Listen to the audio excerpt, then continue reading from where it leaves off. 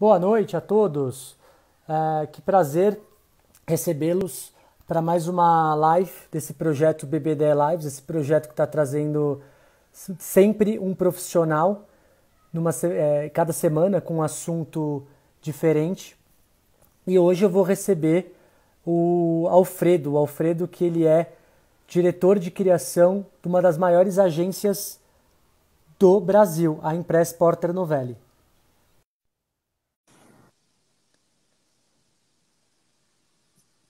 Alfredo já está entrando, estamos esperando a conexão. Alfredo, boa noite. Boa noite, Bruno. Tudo bem? Tudo bem, e você? Tudo jóia. Tranquilo. Que prazer recebê-lo. Obrigado pelo aceite do nosso convite. Eu que agradeço o convite, cara. Acho que eu achei muito interessante a gente poder falar de branding, ainda mais dentro de um setor, né, que para mim, eu fiz poucos trabalhos na vida, na minha carreira com o setor jurídico, então é uma experiência muito importante. E eu sei que tem algumas regulações, né? Então tem alguns cuidados que precisam ser tomados. Então eu fiquei muito feliz pelo convite, agradeço. Espero que a gente tenha uma ótima conversa hoje. Com certeza. O Alfredo é um cara muito modesto. Para ficar melhor aqui. Desculpa. Eu trabalho com o Alfredo num projeto paralelo. Inclusive aprendo muito com ele, constantemente aprendo com ele. O Alfredo, em 2007, ele foi o profissional de marketing digital do ano pelo veículo Meio Mensagem, já foi head de planejamento da Ogilvy, tem projetos como gerente da Coca-Cola, Globo.com. Então o Alfredo aí embora ele tenha essa cara de novo, o Alfredo tem muita experiência para compartilhar com a gente e, com certeza, muitas percepções que podem ser muito válidas no setor jurídico, né, Alfredo? Antes de mais nada, eu acho importante nós contextualizarmos o motivo dessa live, o propósito dessa live. Nós sabemos que o mercado jurídico tem uma regulamentação no quesito publicidade, a Resolução 02/2015. Inclusive, tem um dispositivo legal que fala especificamente de marca, que nos ensina que a marca deve respeitar a sobriedade da profissão. O processo criativo da marca deve respeitar a sobriedade da profissão. Só que a gente analisa, inclusive de escritórios de grande porte, marcas que têm uma característica mais disruptiva. E esse conceito de sobriedade eu acho extremamente relativo. Principalmente hoje no cenário contemporâneo, no cenário de digitalização, no cenário de rede social. Então, eu queria ao longo da live explorar algumas particularidades desse código de ética, mostrando cases práticos que o Alfredo aqui vai nos ensinar, vai abrilhantar a nossa live. Toda semana também, Alfredo, eu trago um livro para reflexão dos nossos colegas advogados. Eu sempre falo que a profissão jurídica, hoje, ela demanda ser um bom operador do direito, é um pré-requisito. A profissão jurídica hoje demanda muito além disso, ela demanda uma visão, um olhar holístico. Então, toda semana eu trago aqui um profissional de uma área diferente para falar sobre a sua área de atuação. E você tem uma expertise na Impress Porter Novelli, que é uma das maiores agências de PR, acho que não só do Brasil, mas do mundo, para poder compartilhar. E o livro que eu trago hoje para abrir o nosso bate-papo é o livro de Philip Kotler. Kotler, pessoal, é o pai do marketing, assim como Hans Kelsen é o pai do direito. E ele tem uma passagem muito legal sobre o conceito de marca. Eu não gosto de academicismo, mas eu acho importante aqui a gente pontuar qual é o conceito de marketing para Kotler. E os advogados que querem entender um pouquinho desse universo de marketing, é um convite a uma leitura obrigatória, Princípios de Marketing. Kotler define marca como um nome, símbolo ou desenho, ou a combinação desses elementos que identifica os bens e serviços de uma empresa com objetivos de diferenciá-la da concorrência. É absolutamente a linha que nós devemos seguir, inclusive, para os escritórios. Hoje em dia a gente percebe um movimento até de mesmice, se me permite dizer, dos escritórios. E eu sempre falo, Alfredo, na construção de uma marca, você precisa ter um objetivo. Para quem você vai conversar, para quem você vai vender e como você quer se posicionar nesse universo. Eu acho isso fundamental. Inclusive, aqui eu quero te provocar na sua fala, para você falar um pouquinho desse olhar da marca, dessa tangibilização da marca, desses fatores que são... Nós somos uma cultura extremamente sinestésica, né, Alfredo, brasileiro. Sim. E quando você fala de serviço, você precisa, de certa forma, tangibilizar isso através de uma marca forte, de um cartão de visitas apresentável, de um template legal nas redes sociais, de um papel timbrado. A Ive, semana passada, diretora de marketing do Matos Filho, falou uma coisa super curiosa.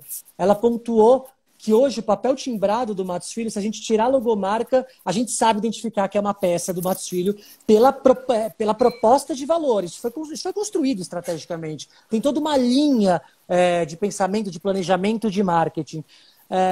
Dito isso, Alfredo, eu vou passar a palavra para você e um contexto que me aconteceu semana passada. Uma amiga minha se formou comigo na PUC, há alguns anos, ela está abrindo escritório. Ela falou, não, agora eu vou fazer site, eu vou fazer rede social. E eu fiz a primeira pergunta, você tem marca? Ela, não tenho.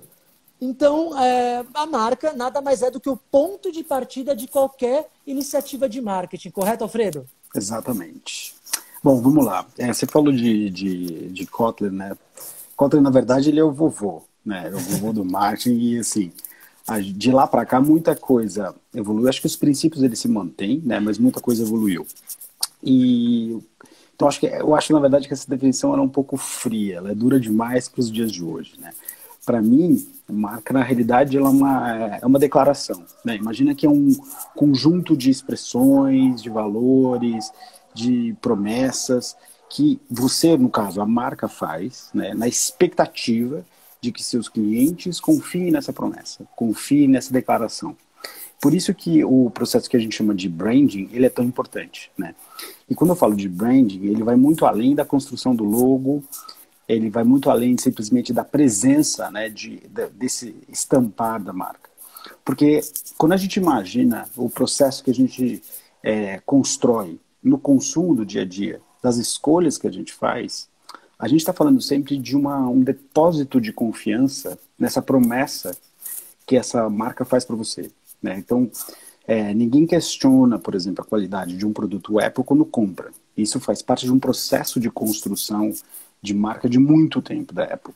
Então, todo contato que a gente tem com produtos ou serviços, sejam positivos ou sejam negativos, ele sempre vai influenciar nesse processo, que é uma troca, né? Um processo de confiança entre eu vou acreditar no que você está me propondo ao consumir o seu produto ou vou ter uma experiência boa ou ruim. Então, o processo de branding, ele não é apenas o estampar, né? Ele não é só o letreiro, ele vai muito além do logo.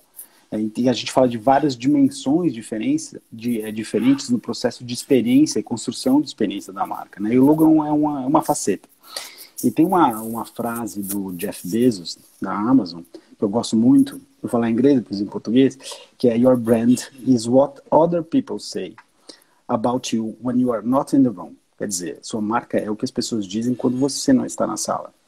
E isso é uma reflexão importante porque, como você falou, né, eu tive a oportunidade de trabalhar em várias empresas e trabalhei na Coca-Cola também, vou falar um pouquinho mais da Coca mais para frente, mas muitas vezes, quando você está tão imerso nesse universo, né, da marca, você esquece de prestar atenção no que o consumidor está pensando, né? Por isso que se investe tanto dinheiro em pesquisa. Porque é importante você não perder a sensibilidade de saber se aquilo que você se propôs a fazer está sendo de fato feito. E quando a gente fala de proposta, né, quando a gente fala de construção de valor, a gente está falando de embalagem, de atendimento, do pós-venda, tudo isso faz parte dessa construção.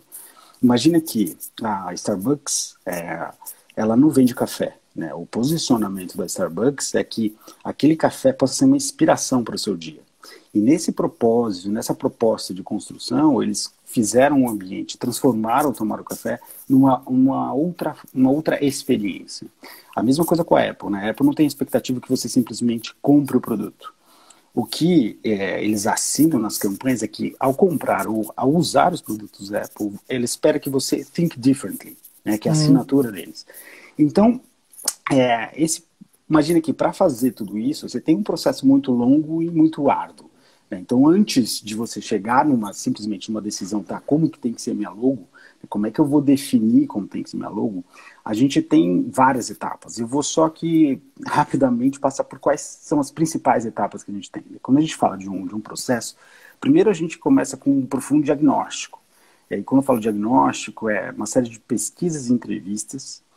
E aí a gente fala de pesquisas de mercado, pesquisas com o consumidor, a gente fala de entrevistas com os principais stakeholders da empresa, porque é daí que nasce o propósito que essa marca quer ter, é daí que nasce a visão que essa marca quer ter. Com isso a gente começa a construir o que a gente chama de território, né? Qual é o território dessa marca? Quais vão ser os pilares que vão construir essa marca? Porque com isso a gente vai conseguindo definir aquela promessa que eu falei inicialmente, né? E essa promessa ela vem através dessa declaração de posicionamento, né? Então, para que eu vim, para que eu sirvo, o que eu quero fazer, com o que eu quero falar, tudo isso vai sendo um composto, né? Que é esse composto de branding que a gente utiliza para chegar numa forma, né? E quando a gente passa nesse primeiro processo, que pode levar às vezes meses mesmo, né? Porque você tem a interação com o cliente é muito importante, muito grande. Eu já vi casos em que você tem muitas vezes um produto ou um serviço que tinha uma proposta inicial, ou melhor, a equipe tinha uma proposta inicial que no decorrer acabou mudando, né? Teve uma visão diferente de como ela deveria ser posicionada no mercado, mudando muitas vezes o próprio nome.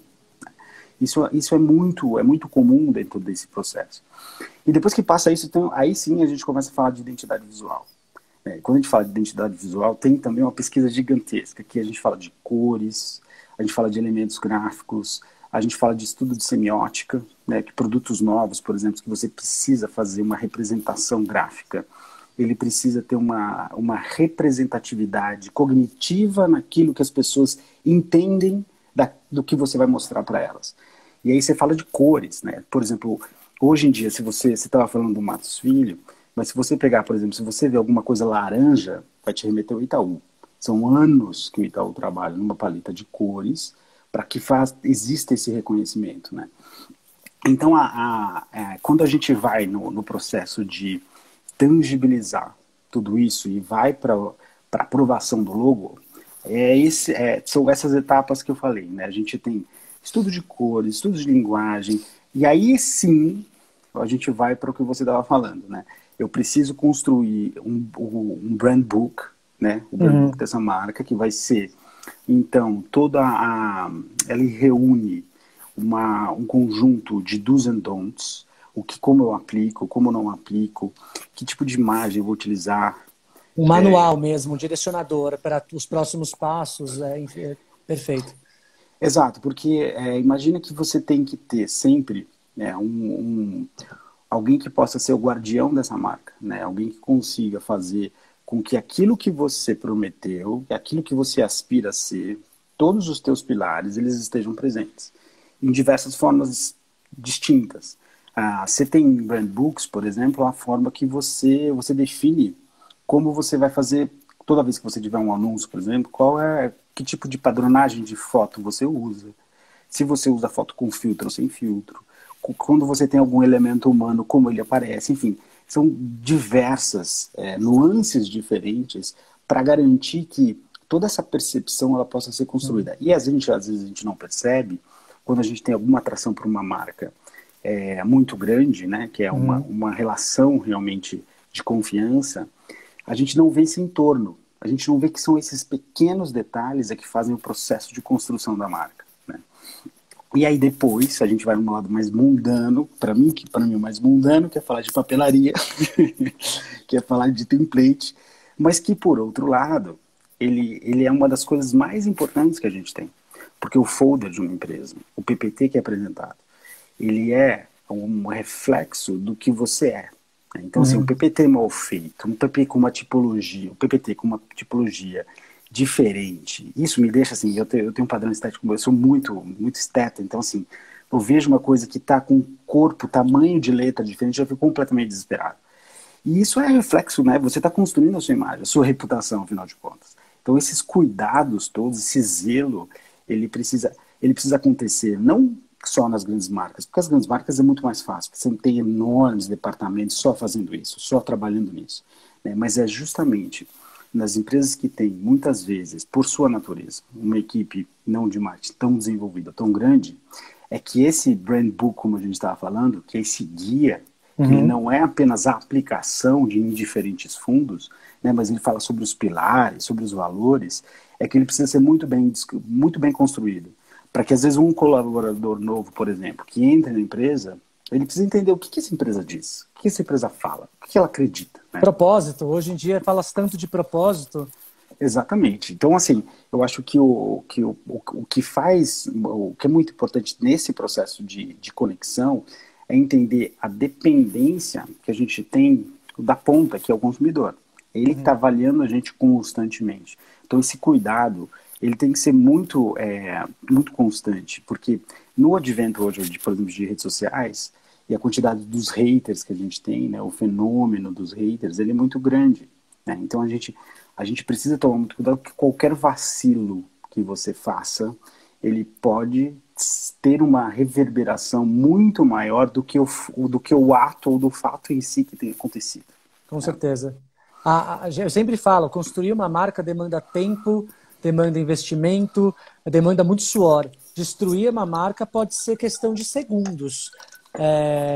Alfredo, muitas vezes o advogado, eu acredito, pelo seu discurso, que a marca então seria essa tangibilização do advogado com a sua formação acadêmica, até o mestrado, doutorado, com a sua experiência profissional. Quando ele abre o escritório, ele sintetizar num elemento, sintetizar numa composição, com esses aspectos textual, imagético que você mencionou, o seu posicionamento, como ele quer ser visto no mundo.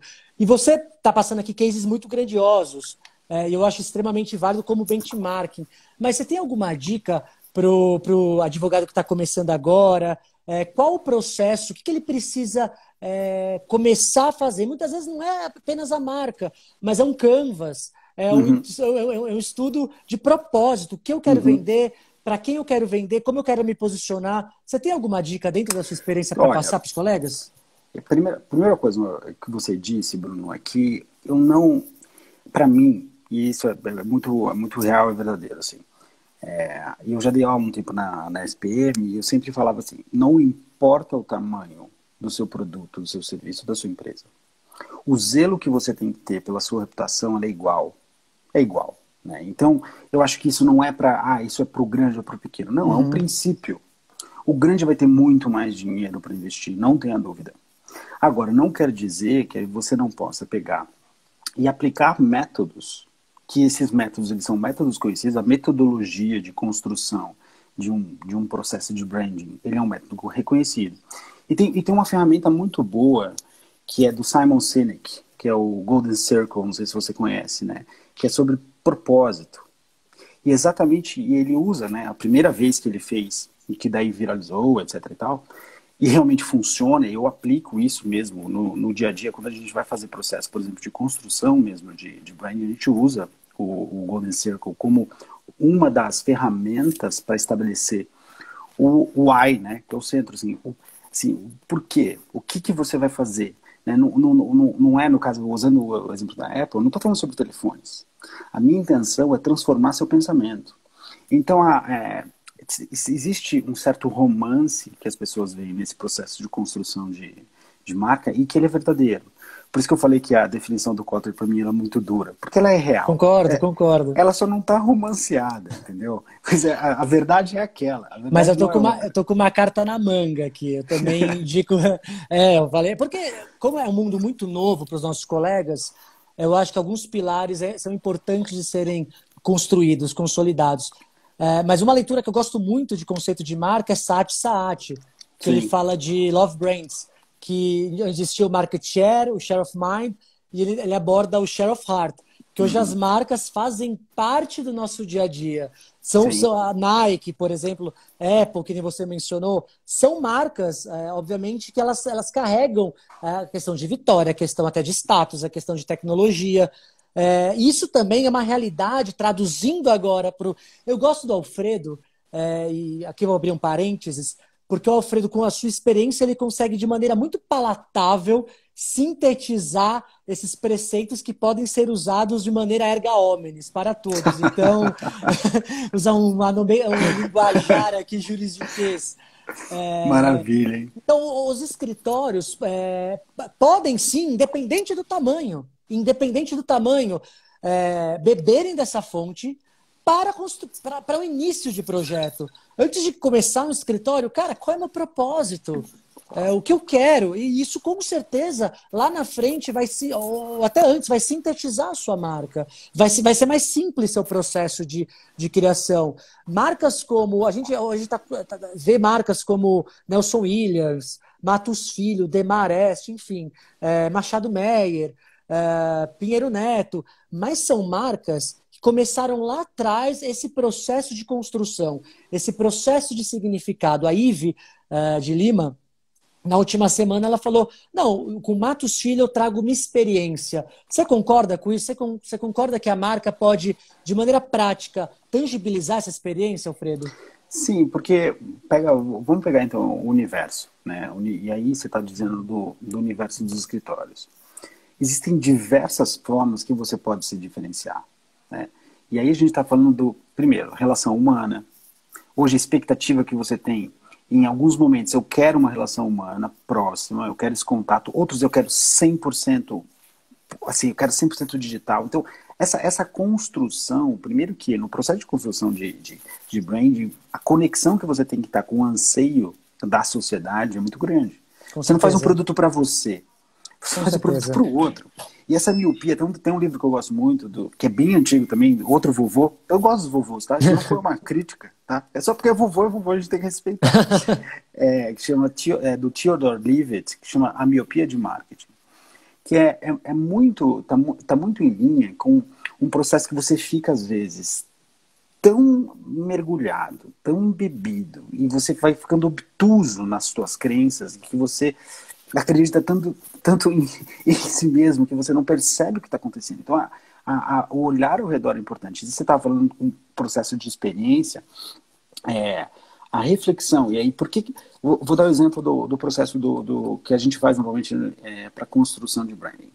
A gente começa fazendo perguntas. A gente não sai trazendo nenhum tipo de assertividade ou de respostas. São perguntas. Eu preciso me questionar o tempo inteiro. Eu preciso questionar quem me contrata para saber se ele fez as mesmas perguntas. Então, um dos passos importantes se eu quero me diferenciar num mercado extremamente competitivo, eu primeiro preciso entender o que este cliente compra que este outro não oferece. E aí você vai, do ponto de vista de produto, construindo isso, e depois você vai ter um reflexo de marca. Então, as coisas elas são muito juntas, né? Você está sempre fazendo o processo de comunicação, ele é algo muito fluido. Então, quando a gente fala que toda experiência ela é importante no processo dessa construção, é porque o telefonema é importante. A forma como... E uma vez que eu trabalhava, a gente tinha um problema com a espera. E o senhor da agência ficou pé da vida porque tinham deixado uma espera de uma dessas musiquinhas do Gás, sabe? Por quê? Ele falou assim, não, olha só, minha agência não vai ter uma musiquinha do Gás na espera, porque não é isso que eu represento. Esse não sou eu. Esse não é o meu propósito, esse não é o meu posicionamento, né? E são pequenos detalhes que contribuem para isso. Por isso não precisa ser nada muito grande, muito macro. O Ferreirinha fala que o luxo ele é justamente a obsessão contínua, imperativa com esses detalhes. Cada detalhe, obviamente, faz uma diferença tremenda. E você que usou um termo, que eu remeto mais uma vez o Ferreirinha, que foi a nossa primeira live, que ele fala nesse momento que a gente está hoje de pandemia, desse distanciamento social, essa digitalização, duas palavras são essenciais. E você falou as duas, que é a conectividade e a questão da empatia. A questão da empatia. Olha isso, marcas de luxo, marcas de ensinamentos e premissas de luxo, trabalhando esses dois pilares. Porque com certeza isso traz uma autenticidade, traz uma comunicação genuína que é percebida pelo interlocutor da mensagem. E eu gostei muito também da sua passagem, eu queria que você destrinchasse um pouquinho mais isso, nessa questão do material gráfico. Com certeza, gera muito mais credibilidade, reputação, você numa reunião apresentar um cartão de visitas legal, não aquele cartão de visitas com uma gramatura mole. Então, dica prática, invista numa gramatura acima de 350 a 400 gramas. É um pouquinho mais caro, mas eu sempre falo, a marca tem que sintetizar o que você é. Você vai economizar. Você trabalhou, você fez uma exploração, um estudo acadêmico tão aprofundado, 5 anos de faculdade, mais mestrado, mais doutorado, gastou dinheiro, vai economizar no cartão de visitas, que é que é a porta de entrada da sua empresa.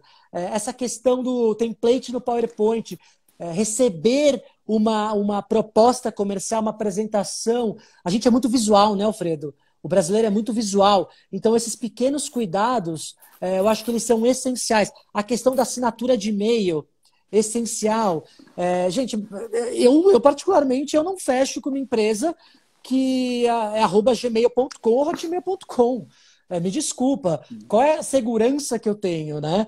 Então, me fala um pouquinho mais o que você considera pertinente, não só no setor jurídico, mas também nele, desse destrinchamento da identidade visual em material digital e gráfico. Então, quando a gente estava falando antes, né, dos pontos de contato, é por isso que cada ponto de contato... Eu adoro esse termo. Ele é uma possibilidade de conquista de um cliente, com o ponto de contato. E é isso, é a gramatura, é a beleza estética de uma boa apresentação, é o cuidado com a utilização das imagens, o conteúdo, a forma e o conteúdo, eles andam 100% juntos. Não basta você ter um excelente conteúdo, muitas vezes mal diagramado, por exemplo. É horrível você receber. Porque isso denota um descuido. Desleixo. Se você tem com o teu trabalho, imagina o que você vai ter comigo como cliente. De jeito nenhum, o que eu vou esperar de você?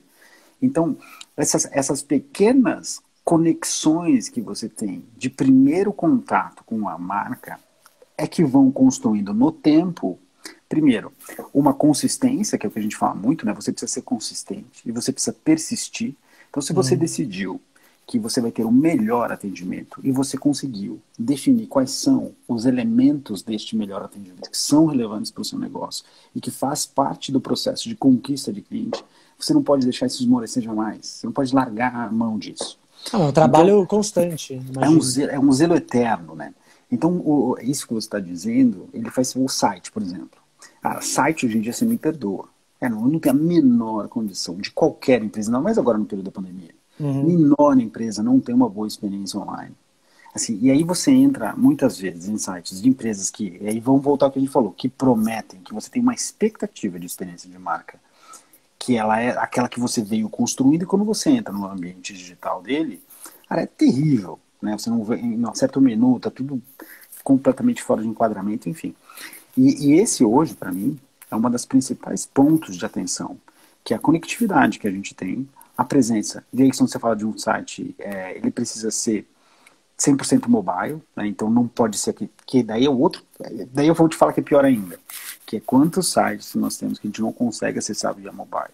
Né? Sim. Então, eu acho que essa extensão, né, que é esse enxoval diferentes de pontos de contato em que as marcas vão estar se conectando, ou possivelmente se conectando com seus clientes, eles são fundamentais de serem pensados, porque eles têm, Bruno, a mesma importância de uma marca que está estampando o seu filme na televisão. Eu acredito que o padrão, a expectativa, ela subiu muito, a régua subiu muito. Hoje primeiro, a gente é bombardeado de informação. Segundo, hoje a gente, restaurante, cinema, sala VIP do cinema, vários lugares, várias iniciativas, como o cinema, até Havaianas. A Havaianas tem uma loja conceito maravilhosa na Oscar Freire, que é uma aula de marketing. Até uma sandália de borracha entrega uma experiência. Então, eu acho que com o serviço de advocacia, com altíssimo valor intelectual agregado, para pensar, eu sou um cliente. Eu sou impactado positivamente. Qual a minha expectativa quando eu vou contratar um serviço jurídico? Como eu espero ser atendido? A régua subiu. Sim. E o setor o setor jurídico como um todo, ele tem que entender que, como eu disse anteriormente, não basta mais ser um bom operador do direito. É preciso ser gestor. É preciso entregar a experiência. E eu não estou falando aqui, pessoal, de grandiosidade. Estou falando de cuidado. Um e-mail numa pós-reunião, um café quentinho. Você vai no lugar, o café está frio, aquilo corresponde muito do lugar. Então, essa experiência eu concordo 100%. Alfredo, falando um pouquinho de material gráfico também, eu trabalhei no escritório que, cara, toda hora eu recebia um documento Word e era um papel timbrado diferente. Era um documento com o logo de cima, uma vez embaixo, não tinha uma uniformidade. Você julga importante, obviamente você julga importante, mas quais são suas considerações sobre essa unidade estética? A empresa usar o mesmo documento, porque isso é muito comum do setor jurídico. Cada um faz um timbrado, cada um tem às vezes uma apresentação, template de PowerPoint. Fala um pouquinho dessa unidade, o reforço que ela traz.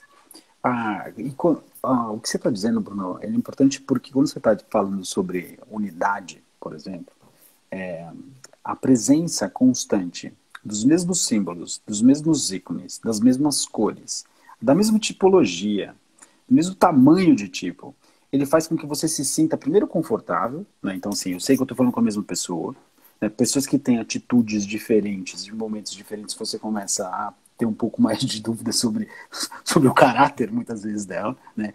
Então, imagina que isso tudo é a composição do que a gente falou antes, né? Eu preciso manter um padrão para que essa construção de confiança ela possa ser refletida por você.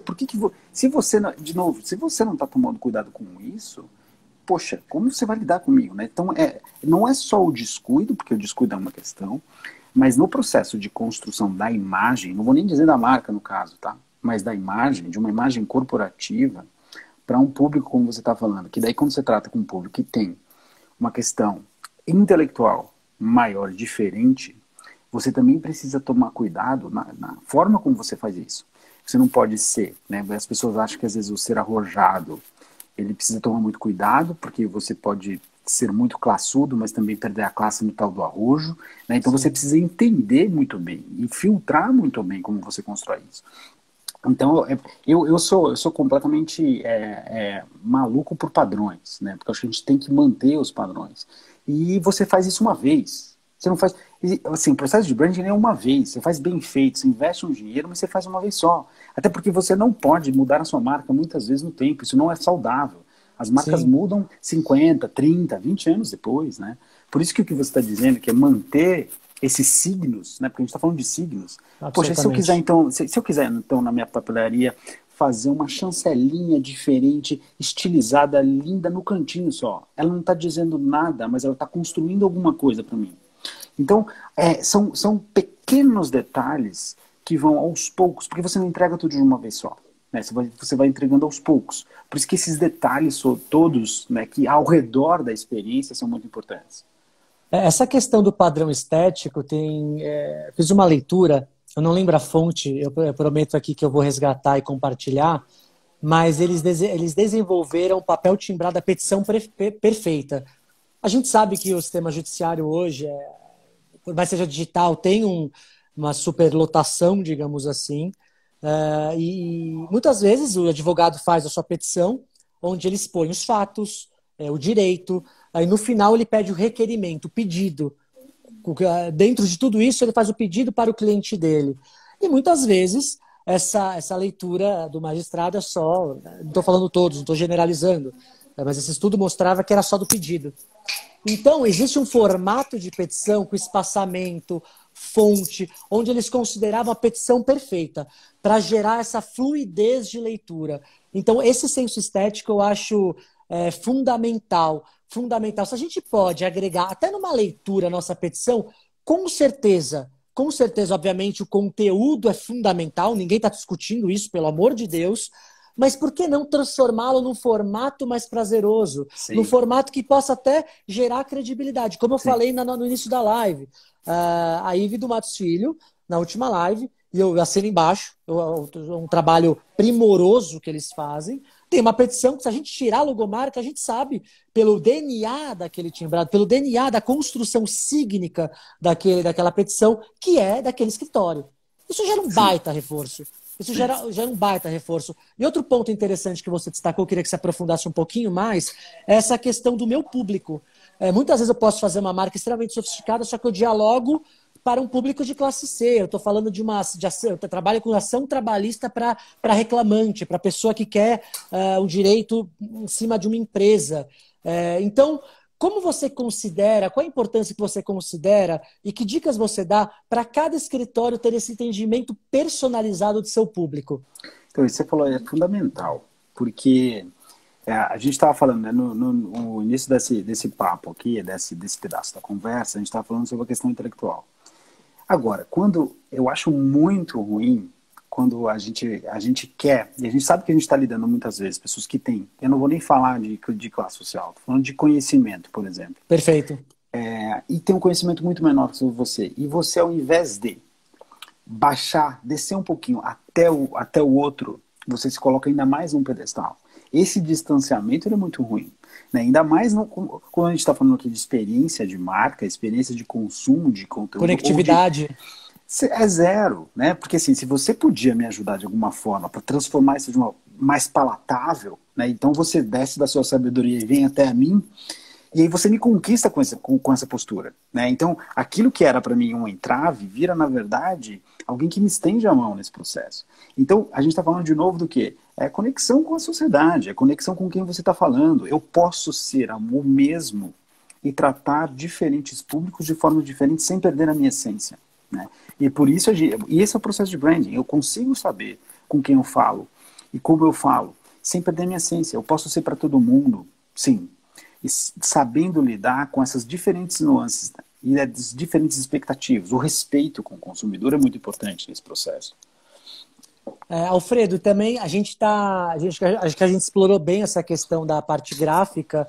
Só queria fazer aqui um comentário do artigo 44 da resolução do Código de Ética da Resolução 02 de 2015, que ela determina que os materiais gráficos do advogado, elas têm que conter o nome, e-mail, podem sim conter as titulações acadêmicas, o número do registro da OAB é fundamental, e o que ela coíbe a inserção de titulações de cargos públicos, salvo exceção de professor. Então, num cartão de visitas, e também fotografias. Fotografias é algo que é proibido, e eu também, particularmente, acho de um péssimo tom uma fotografia num cartão de visitas. Minha opinião. Eu acho muito over. Eu acho de mau gosto, assim. Eu também. Eu acho desnecessário. Ainda bem que o código proíbe, ainda bem que o código vai... porque vai ver o que aparece por aí, né? Com o nosso entendimento. Mas essa é uma observação de papelaria, e agora eu queria explorar um pouquinho melhor como é a aplicação. Você já falou de site, da experiência do usuário, ter um site responsivo, ou seja, que abre diferentes formatos de tela. Hoje acho que mais de 85% dos acessos são mobile, está pacificado. Eu queria que você explorasse agora como a gente pode construir um processo de planejamento de uma marca, da solidificação de uma marca, através das redes sociais. Template de Facebook, Instagram, a gente usa ou não? Tem uma discussão muito profunda, usar ou não template. Instagram é mais gera uma linguagem mais informal. Trabalhe um pouquinho isso, por favor. Então, as redes sociais, elas são hoje... Olha, eu vou dizer para você, a gente tem na agência 100 clientes, mas um pouco mais de 100 clientes. Todos eles, obviamente, têm suas presenças nas redes sociais, né? E o que a gente faz é, primeiro, a gente entender o papel que cada uma das redes tem para a sua necessidade. Então, não existe essa aí, Bruno, assim, esse canal serve para mim ou não serve para mim? Não tem certo e errado, depende. Você tem que entender a natureza do uso do canal. Então, quem utiliza o Instagram, por exemplo, ele utiliza com uma expectativa, e os conteúdos que ele consome, eles têm... Primeiro que eles têm um formato específico, sim, eles têm um conteúdo específico. O Facebook, idem. O LinkedIn também. Então, e agora a gente tem o advento do TikTok que está pegando a geração Z.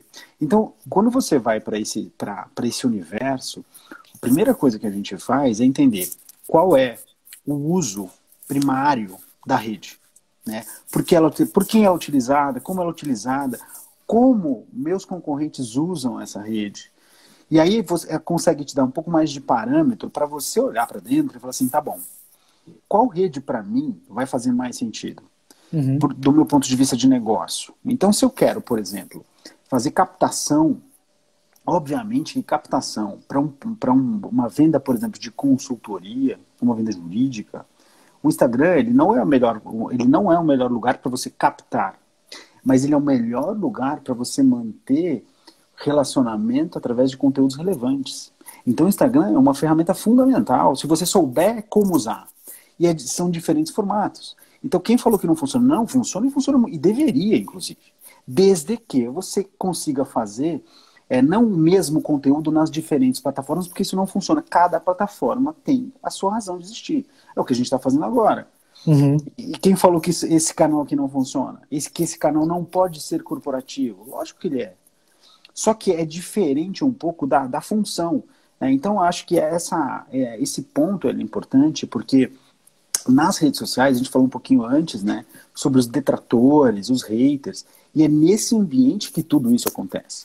Então, eu me ausentar de estar presente aí, eu estou deixando um flanco aberto, né, para ser atacado pelo meu concorrente ou para perder uma oportunidade de negócio.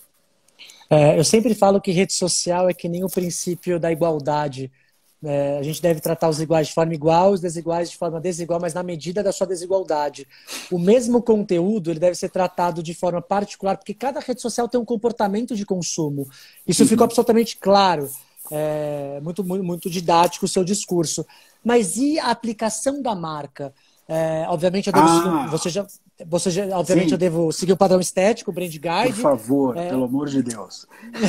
Mas como funcionaria essa aplicação de marca no LinkedIn, no Facebook e no Instagram? Seria igual ou a gente tem que também adaptar essa linguagem? A gente tem que dosar, né? Porque, por exemplo, vamos falar do LinkedIn. Né? O LinkedIn ele tem a possibilidade, você faz uma company page, você tem uma testeira, você tem poucos elementos ali. Aí o que você deveria fazer? Você vai lá para o seu brand book e fala assim, então deste meu brand book aqui, o que eu posso ou não aplicar nesse lugar? Então eu estou falando de imagem. Se eu tenho um guia de como utilizo imagem, eu vou pegar e vou colocar uma imagem, e se no meu guia diz que essa imagem não pode ser uma imagem colorida, por exemplo, ela deveria ser PB em sépia. Eu só estou dando um exemplo. Então eu não vou colocar nunca uma foto colorida, porque o meu guia diz que é sépia. Porque eu vou construindo. E aí o que acontece, que é uma coisa que eu me lembro quando eu trabalhava na Globo.com, que a gente lançou o portal, e a gente fez uma padronagem de cores. Esporte era verde, notícias era vermelho, isso se mantém até hoje. João é vermelho, eu lancei o Globoesporte.com, ele é verde, enfim. E a nossa intenção não era falar assim, gente, olha, agora o esporte é verde. De tanto as pessoas verem, elas percebiam. E o que acontece no newsfeed hoje é uma verdade. Na hora que você está lá, né, e a gente tem uma concorrência de atenção no newsfeed muito grande. Na hora que você está passando algum tipo de imagem que você reconhece, vamos voltar para o sépia. Então eu sei que é sépia, eu sei que sépia é da BBDE, por exemplo. Então eu começo aos poucos e construindo essa experiência. Então o que você falou é fundamental. A hora que eu vou para o Instagram, eu preciso olhar, espera um pouquinho.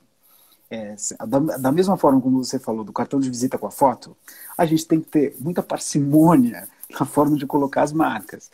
O que a gente precisa entender é o seguinte, olha só, qual o espaço que eu tenho, né? Qual a quantidade de pixels que eu tenho para conseguir utilizar ou melhor, para fazer com que minha presença de marca aconteça no Instagram. Muitas vezes não é com branding, a branding que eu digo com o stamp do logo, entendeu? E esse cuidado é tão verdadeiro que às vezes as marcas nascem com uma fonte carregada e você pensa que aquela marca tem 300 anos já, que é praticamente Matusalém.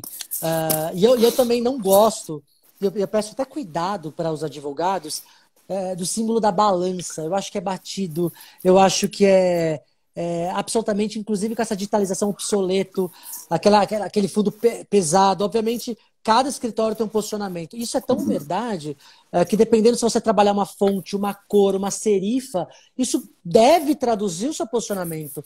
Tá, eu quero ser um escritório mais tradicional. Não tem certo, não tem errado. A palavra-chave depende. Tá, eu quero ser um escritório que eu vou me posicionar para bancos ou para mercados mais tradicionais. Obviamente a sua fonte, obviamente a sua paleta de cores tem que ser um pouco mais sóbria. Carregando o tradicionalismo. Não, eu quero ser um escritório que vai trabalhar direito digital, LGPD, eu quero ser o próximo Opsi Bloom. Cara, trabalha um pouquinho essa questão das fontes, das serifas, trabalha uma continuidade, cores talvez mais leves, para gerar essa interpretação. Isso é de suma importância.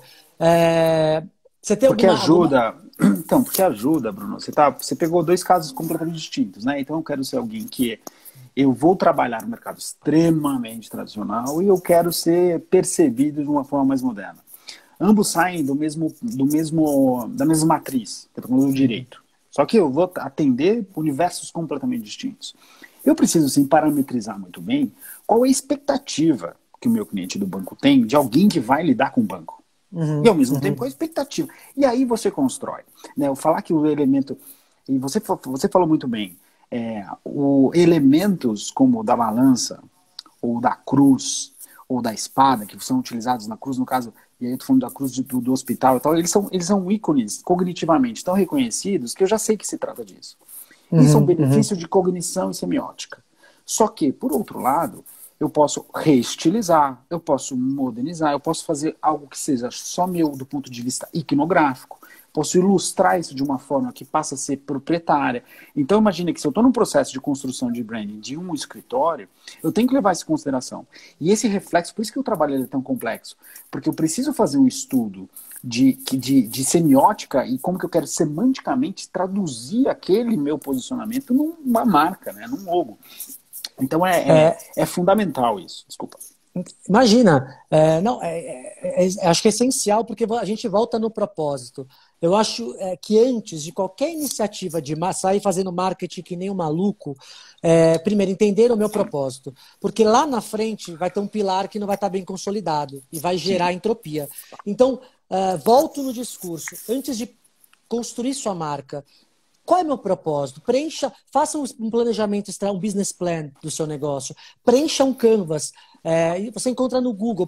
Parece que são perguntas bobas, mas são cruciais para o meu posicionamento, para o meu modelo de negócio, o que eu quero vender, para quem eu quero vender. Feito isso, talvez fique mais fácil, independente de contratação de uma agência, ou independente de passar um briefing para uma agência menor, de um conhecido, mas munir de informação, porque essa pessoa vai ser mais fácil dela tangibilizar a marca.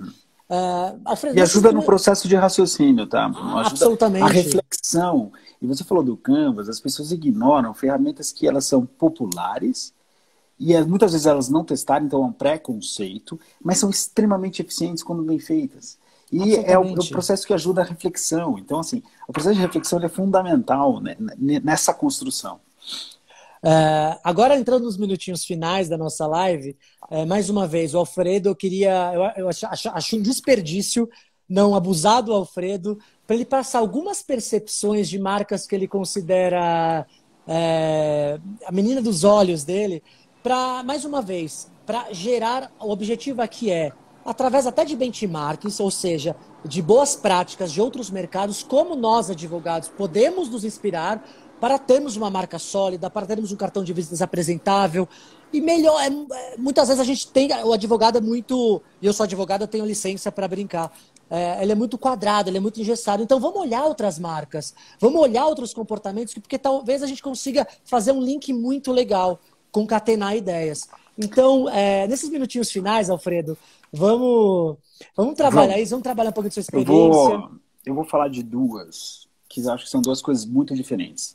A primeira, para mim, eu confesso que é o meu caso de branding favorito, que é uma marca que foi criada há 26 anos, é uma marca de energéticos, obviamente que a gente está falando de Red Bull, é a marca mais amada do mundo de energéticos. Quando você para pensar, assim, mas por quê, né? Porque o produto é mais gostoso, porque ele é mais eficaz do que a concorrência, ele me dá mais energia que a concorrência? Obviamente que não, né? O Red Bull é parecido com todos os outros, né? O Red Bull e aí tem uma questão que a gente chama, eu lembro da Coca-Cola, a gente falava que é o aftertaste, né? Que é o que faz com que você goste ou não do que você bebe, é o aftertaste. E aí tem uns que acham melhor ou pior, mas o fato é que a Red Bull, ela conseguiu construir um posicionamento através de emoções e sensações. Ela construiu o posicionamento dela vendendo um conceito de aventura, para apaixonados por aventura. E foi, na época, uma estratégia completamente nova. Então, foi uma marca que ela se tornou uma publisher de conteúdo. Ela não construiu essa marca através de campanhas publicitárias. Ela conseguiu manter a consistência no tempo, fazendo patrocínios de esportes radicais, depois construindo plataformas de conteúdo de esportes, fazendo campeonatos exclusivos de esportes, e de todos os X Games todos viraram Red Bull. E aí elas ampliaram isso para um processo que ela começou a não necessariamente patrocinar, mas produzir bandas. Então ela foi estendendo E foi tão elástico o processo de construção da marca de Red Bull, sem publicidade, sempre por trás dele, que é só para resgatar um pouco do que a gente falou no início, e quando a gente está falando, né, qual que é o meu posicionamento, né, meu propósito como marca, a campanha era, né, que o posicionamento deles, eles não perderam, que é Red Bull te dá asas. E a conexão do Red Bull te dá asas é justamente te dá asas para você ter a vida que você quiser. Eu te dou energia para você fazer o que você quiser. Então isso para mim é assim, é o melhor dos cases, porque hoje eles são publishers, né? Eles produzem conteúdos. Para você ter uma ideia, o canal deles no Facebook tem 48 milhões de fãs. Né? Então assim, a gente está falando de eles são de fato publisher. E esses 48 milhões de fãs, quando você entra no canal, você não vê produto. Por acaso você bebe Red Bull, mas em nenhum momento ele tem uma exploração do produto. Né? A construção da marca foi tão forte, tão verdadeira, e conseguiu se conectar com o seu posicionamento que o público queria, e através de uma estratégia tão diferenciada. Então, para mim, Red Bull é um dos cases que eu mais gosto. O outro case é Dove, porque eu escolhi falar de Dove porque ele é um exemplo de uma marca que mudou o posicionamento de comunicação no longo dos anos, né? E ele abriu o espaço para uma discussão que a gente falou um pouco mais cedo. Eu acho legal a gente terminar falando um pouco de propósito, porque ele abriu espaço para uma discussão muito mais profunda sobre a beleza, né? E isso alterou bastante a questão da conexão das marcas com propósitos e as expectativas que as pessoas têm, que você, marca, quando fale alguma coisa ou sobre uma causa, que ela seja verdadeira. Uma coisa que a gente usa muito, que é conhecida no mercado, que chama Purpose Wash, que é você fazer de conta que você está abraçando uma causa, mas você não tem nenhum ato real. Né? E o produto Dove, só por curiosidade, foi lançado em 1957, como um sabonete que tinha como seu grande diferencial ser mais cremoso que os outros, né? Prometia mais hidratação, porque ele falava que ele tinha um quarto de hidratante, etc e tal. Só que a partir de 2004, eu trabalhava na Ogilvy, que era a agência que globalmente atendia, a gente derrubou essa campanha para o Brasil também, a marca adotou o posicionamento que é o posicionamento da Real Beleza. Né? E o que significava esse posicionamento? Era um posicionamento em que ele abriu uma discussão sobre o que era beleza de verdade nas suas campanhas. Né? Porque eles queriam trabalhar a autoestima da mulher e mostrar que as imperfeições da mulher, que são apagadas pelo Photoshop da publicidade, estavam maquiando um problema muito maior.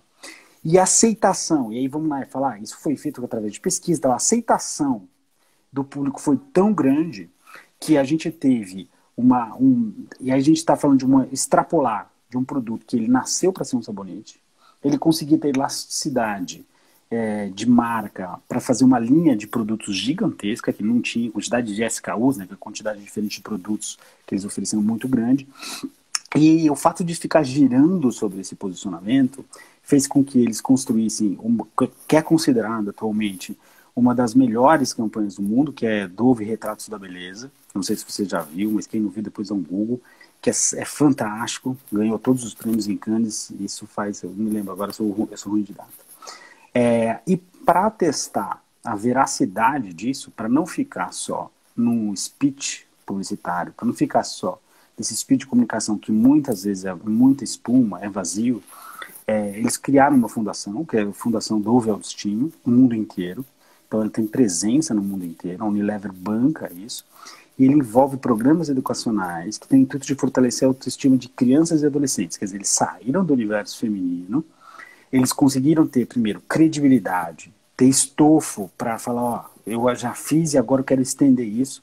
Então a gente fala de uma expansão de marca nunca antes vista, né? Que quando você pensar num sabonete que ele prometia só ter mais hidratante, ele ia se transformar num processo e uma campanha para falar sobre a autoestima, e aí de mulheres e depois de crianças e adolescentes. Então, eu acho que assim, para mim esse case é um dos cases mais fantásticos que tem também. É algo muito mais conceitual, muito mais conecta efetivamente, que tem um propósito que até ultrapassa o produto em si. O produto acaba virando algo secundário, né? Sim. Obviamente existe a preocupação com a conversão, mas eu acho justamente essa conexão genuína, essa autenticidade de marca. E curioso do caso da Red Bull, temos 5 minutos, infelizmente a live no Instagram só comporta 1 hora, Mandar um feedback pro Instagram para aumentar isso aí, porque o papo ia longe. Quando a gente pensa em energético, a gente sabe que tem uma gama de produtos, mas a associação imediata com Red Bull. Quando a gente pensa em lâmina de barbear, associação imediata com Gillette. E tudo isso é construído. Tudo isso tem uma linha de construção, tem um posicionamento de marca. Então, eu acho que aqui o Alfredo trouxe, com muita experiência, de uma forma muito palatável, essa inspiração. Obviamente, temos que nos atentar ao nosso mercado. Sim, é um mercado que tem restrições estabelecidas, é um mercado que a publicidade ela não é proibida e sim regulamentada, então precisamos observar essas premissas, mas por que não beber de outras fontes? Por que não ter um olhar diferente? Eu tenho certeza que para você, sua marca vai ser muito mais rica, você vai ter uma relação muito mais prazerosa, com muito mais conectividade, muito mais propósito com seus clientes. Alfredo, eu adorei. Eu agradeço mais uma vez imensamente pelo seu aceite nessa live. Quero adiantar também que o Alfredo estará no meu livro como coautor do capítulo Branding, a importância da solidez da marca para o setor jurídico. Então, também, duplamente aqui, agradeço o aceite, Alfredo. O Alfredo é um cara muito legal. A gente sabe que no universo do marketing e na criação existem algumas vaidades. E o Alfredo é um cara sempre muito disposto. Ele é um cara que está sempre presente, sempre pode conversar no telefone, pode alinhar um trabalho. Então, além do profissional que você é, dos cases que você traz, Alfredo, você é um amigo, você é um cara que eu admiro muito. Obrigado, Bruno. Obrigado pela iniciativa. Eu acho que é importante pra caramba você conseguir trazer um pouco mais. Às vezes quando a gente fala, né, de publicidade, a gente sempre imagina um bem de consumo. É muito mais fácil, é muito mais divertido, você tem muito mais dinheiro, né? E quando você vai pro B2B, muitas vezes, ou quando você vai para um universo que é um universo de construção mais formal, fica. Só que ao mesmo tempo é a hora que você precisa ser muito mais criativo. Então, esse desafio ele é muito interessante, porque no dia a dia você tem coisas muito fáceis, mas o desafio que é você conseguir ser, né, sutil, ser classudo, como você disse, conseguir fazer uma construção que às vezes é tão difícil, né, no universo que parece ser tão homogêneo, como você consegue se diferenciar num ambiente tão homogêneo, onde todo mundo é igual. Então, eu acho que essa tua iniciativa é muito importante, principalmente para a categoria. Trazer um pouco mais de repertório para todo mundo, para a discussão. Então, obrigado, cara. Eu que agradeço. Gostaria de convidar a nossa próxima... Essa live estará no nosso IGTV. Vi muitas pessoas, Bruno, deixa a live no IGTV. Todas as nossas lives estão no IGTV. Então, acompanhem o nosso Instagram, bbde.comunicação. No IGTV estão todas as lives, inclusive essa do Alfredo hoje. Já vou subir. E eu gostaria de convidar todos para a próxima live. No dia 1º de julho, eu vou falar com o Mário Ezequiel. O Mário, que tem uma experiência de 15 anos na gestão do escritório Matos Filho, e ele hoje é presidente e fundador da Borea Consultoria, que é uma consultoria de soluções, de processos, de ferramentas de gestão para os escritórios. O que a gente estava falando, hoje o profissional do direito tem que ser cada vez mais holístico. Alfredo, obrigado mais uma vez. Obrigado. Foi um prazer, obrigado por compartilhar um pouquinho da sua experiência conosco. Valeu, Bruno. Obrigado. Um abraço a todos. Obrigado, pessoal. Tchau, tchau. Tchau, até a próxima.